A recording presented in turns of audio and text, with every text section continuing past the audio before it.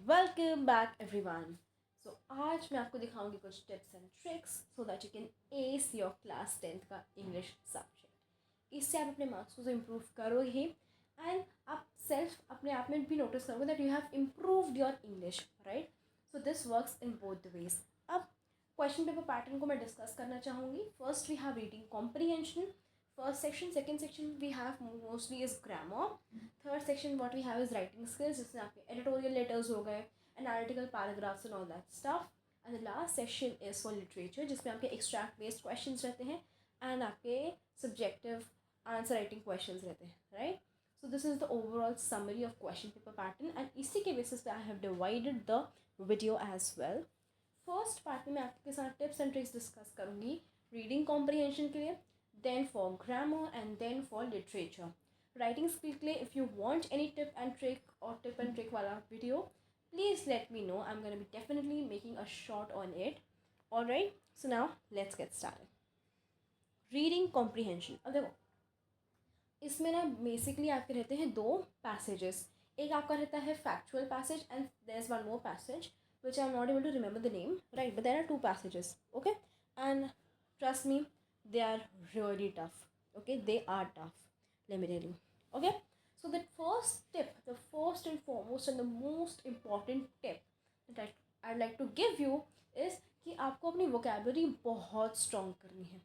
So what have I written right here is, it is necessary to have a strong command in the expanse vocabulary. आपको अपनी vocabulary में बहुत अच्छा command लाना है, बहुत अच्छे से आपको वोकेबलरीज को लर्न करना है, नए नए वर्ड्स को सीखना है, उनके मीनिंग्स को सीखना है, उसको सेंटेंस फॉर्मेशन में यूज़ करना है। नए नए वर्ड्स को जब तक नहीं सीखोगे आपसे रीडिंग कॉम्प्रीहेंशन नहीं बनेगा, बिकॉज बहुत नए नए वर्ड्स आप देखोगे इसमें आते हैं एंड अगर आप कोई वर्ड को देख के अटक गए so the whole reading comprehension will go on waste and आपके मार्क्स भी कम हो सकते हैं, राइट। तो इसलिए वोकेबलरी को बहुत अच्छे से स्ट्रॉन्ग कर लेना। सेकेंड टिप इज़ दैट कि देखो, मैं बताऊँ, आप जब भी प्रैक्टिस करने बैठते हो ना, आप भी सोचोगे कौन इंग्लिश प्रैक्टिस करता है, सिर्फ थ्योरी समरी देख के चल रहे हो, दैट्स इट। बट नो, जब तक आप बहुत सारे रीडिंग कॉम्प्रीहेंशन के क्वेश्चंस को सॉल्व नहीं करोगे एंड आप एक टाइम फ्रेम सेट कर लो कि मुझे 15 मिनट में करने हैं दो, या कोशिश करो कि मुझे 10 मिनट में एक करना है, एक पैसेज मुझे 10 मिनट में सॉल्व करना है। आप मैक्सिमम टाइम रखो 10 मिनट, फिर आप उस टाइम को थोड़ा थोड़ा कम करो। मैक्सिमम आई वुड से कि आप 7 मिनट्स लेके जाओ एक के लिए, ताकि आपका ऑलमोस्ट 15 मिनट्स या 30 मिनट्स में आप दोनों पैसेजेस को कंप्लीट कर सको। तो 15 मिनट्स में आप ट्राई करना कि आप एक पैसेज को कंप्लीट कर सको, ठीक है। सो इसीलिए आई वुड लाइक टू से कि ज़्यादा से ज़्यादा क्वेश्चंस को प्रैक्टिस करो एंड टाइम फ्रेम के साथ करो, right. The second section that you have is grammar. पहली बात, तो टिप नंबर 1, ग्रामर के सारे टॉपिक्स के कॉन्सेप्ट्स को अच्छे से समझो, एक इन डेप्थ नॉलेज रखो।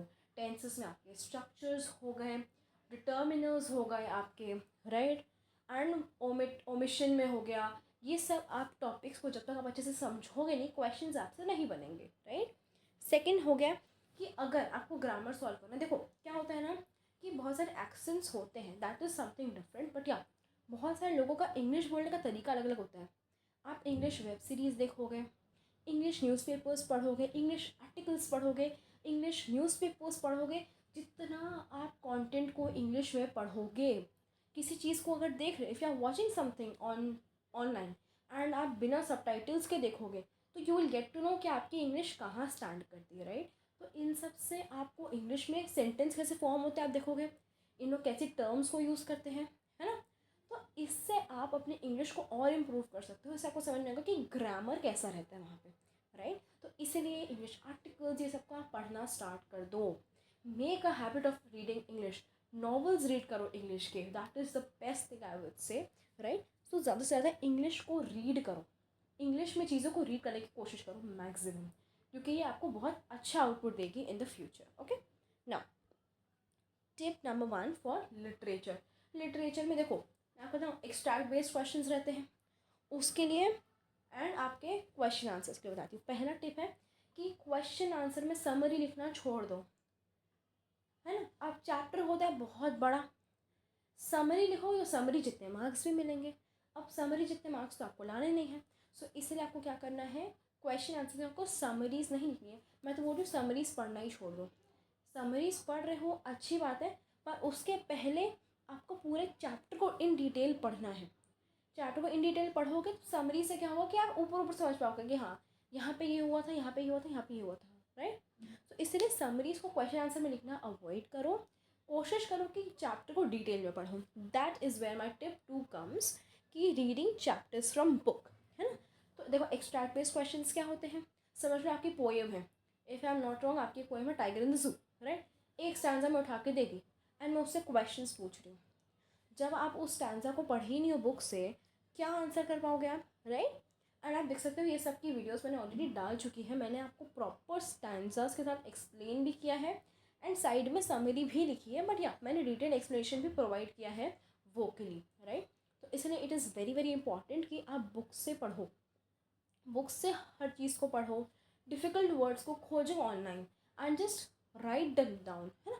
सारे डिफ़िकल्ट वर्ड्स को लिख डालो एंड फिर एक बार आप पूरा का पूरा पढ़ो, खुद से समझो।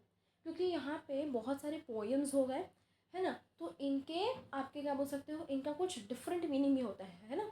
अगर आप देखोगे तो जो लिखा हुआ है वही मतलब नहीं होता है, there is a different meaning, right.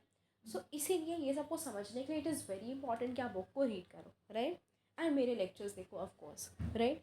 And then tip number 3 is that, ये मुझे this was a tip that even I used because I did not study English at home, मतलब proper line wise, but yeah I use to listen to my teacher. तो आप देखोगे कि book में जैसे कोई भी कोटेशन हो गया किसी का, है, नेल्सन मंडेला की पूरी स्पीच जो है उसमें बहुत सारी इंपॉर्टेंट लाइन्स है ना। नेल्सन मंडेला के पूरे चैप्टर में कुछ ऐसी इंपॉर्टेंट लाइन्स है ना जिनको उठा के क्वेश्चन पूछ देगा। अभी मुझे याद नहीं आ रहा है ना कि क्या क्वेश्चन से, बट हाँ नेल्सन मंडेला के चैप्टर में से कुछ इंपॉर्टेंट लाइन्स भी हैं जिसको उठा के डायरेक्टली क्वेश्चन पूछ देगा कि ये लाइन दे दी, explain what this line means in reference to this chapter. तो ऐसे क्वेश्चंस आते हैं, इसलिए it is very very important कि आप क्या करो, आप चैप्टर को अच्छे से रीड करो एंड आपको सारी important lines, quotations, this is what I be providing you very soon, ठीक है। So do not worry for that, but हाँ अपनी बुक को लेके बैठो एंड जो आपको इम्पोर्टेंट लगता है उसको भी मार्क करो, उसको लर्न करो। जब तक आप उस चीज़ को आप उस चीज़ को समझोगे तो definitely you can detail it much better, ठीक है। So that was it from my side. I hope you like my tips and tricks. Thank you so much for watching. Thank you.